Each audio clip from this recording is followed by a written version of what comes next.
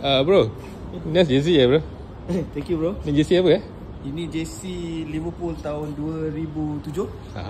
Walaupun kalah, tapi dia ada memorable yang sangat kuat pada saya. Maksudnya kalah Champions League? Kalah Champions League.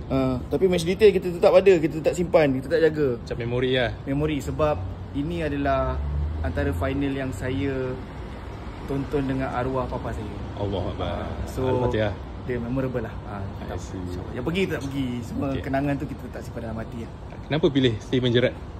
Sebab dia adalah kita punya Captain Marvel waktu tu. Dia memang engineer dekat dalam padang. Dia memang very good leader. Ketika tu bagi impact juga bagi untuk Liverpool. So Gerrard still lah. Waktu tu Gerrard lah. Mana ada benda nama lain. Gerrard je. Memang fan Liverpool yang paling power lah. Memang fan Liverpool lah. Saya fan Liverpool, tapi saya tak berani nak declare paling power. Sebab saya tahu ada ramai lagi lebih power. Ini pun dapat daripada arwah papa saya yang memang kenalkan dengan Liverpool whatsoever.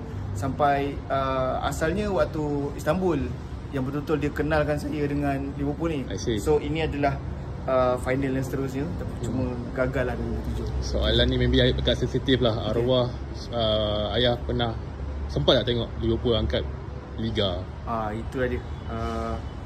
Saya seingat saya dia tak sempat tengok Liverpool angkat Champions Liga. Tapi Champions League yes lah. Ya, Champions Liga, bukan Champions League lah. Apa ni, EPL lah. Tak sempat tengok EPL. Pasal tu bila baru-baru ni Liverpool sedap dapat piala EPL, so dia macam ada teringat dekat. Teringat like kalau papa ada ni dia mesti. Betul. Sedih lah. Sikit lah. Cerita bola pun sedih lah. Itulah saya pun memang nak sedih kat ni. Sebab time tu kita menang pun time COVID kan. Betul. Time COVID. So cakap pasal kita pun, saya pun fan Liverpool. Fan Liverpool juga. Baik. Tahniah sebab awak buat pilihan yang tepat dalam hidup. Itu je. Okay man, terima kasih. Okay, thank you. Okay man.